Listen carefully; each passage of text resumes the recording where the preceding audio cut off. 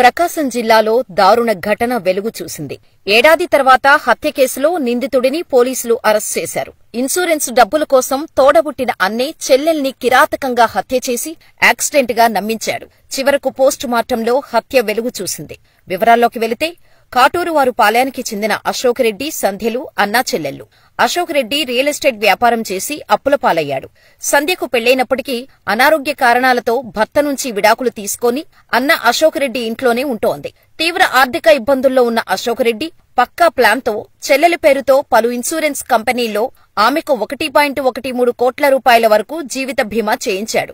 ఆపై ఆమెను చంపేసి యాక్సిడెంట్ గా చిత్రీకరిస్తే బీమా సొమ్ముతో అప్పులు తీర్చేయొచ్చన్న కుట్ర పన్నాడు. అనుకుందే తడవుగా ప్లాన్ అమల్లో పెట్టాడు. అనారోగ్యంతో బాధపడుతున్న తన చెల్లెల్ని ఒంగోలులోని ఆస్పత్రిలో చికిత్స పేరుతో తీసుకెళ్లాడు. ఏడాది క్రితం ఫిబ్రవరి 4న ఒంగోలులోని ఓ ఆస్పత్రికి తీసుకొచ్చాడు.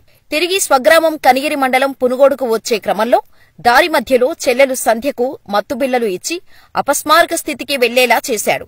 అనంతరం మార్గమధ్యంలో పొదిలి మండలం కాటూరువారిపాలెం దగ్గర కారును చెట్టుకు ఢీకొట్టి యాక్సిడెంట్ అయినట్టు మభ్యపెట్టాడు. మత్తులో ఉన్న చెల్లెలు గొంతు నులిమి చంపేశాడు. తనకు స్వల్ప గాయాలయ్యాయని గుంటూరులోని ఓ ప్రైవేటు ఆస్పత్రిలో చేరాడు. అయితే హత్య జరిగిన తర్వాత ఆ విషయాన్ని అశోక్ స్నేహితుడు మాలకొండారెడ్డితో చెప్పాడు. మత్తుమందు ఇచ్చినట్టు పోస్టుమార్టం నివేదికలో తెలిస్తే దొరికిపోతావని మాలకొండారెడ్డి అశోక్కి సూచించాడు. దీంతో అశోక్ పొదిలి ఆస్పత్రిలో పనిచేసే యూసఫ్తో మాట్లాడి శవపరీక్ష కోసం సీజ్ చేసిన సంధ్య అవయవాలను మార్చేశాడు. దీనికి అతనికి 3 లక్షల రూపాయలు ఇచ్చాడు. అనుకున్న ప్రకారం సంధ్య అవయవాలను మార్చి రిపోర్టు పంపేలా చేశాడు. అయితే ఈ అవయవాల రిపోర్టుని ఇచ్చేందుకు కొన్ని అనుమానాలు ఉన్నాయన్న కారణంగా వైద్యులు తాత్సారం చేశారు.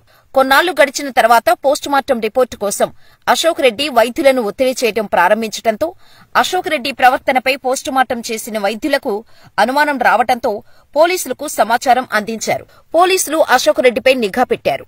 అశోక్ రెడ్డికి తెలియకుండా విచారణ ప్రారంభించారు. పోలీసుల విచారణలో అశోక్ రెడ్డి ఉద్దేశపూర్వకంగా బీమా డబ్బుల కోసం చెల్లెల్ని హత్య చేసినట్టు తేలటంతో అశోక్ రెడ్డిని అదుపులోకి తీసుకున్నారు. అశోక్ రెడ్డికి సహకరించిన అతని స్నేహితుడు మాలకొండారెడ్డి లంచం తీసుకున్న ఆస్పత్రి ఉద్యోగి యూసఫ్ల కోసం గాలిస్తున్నారు.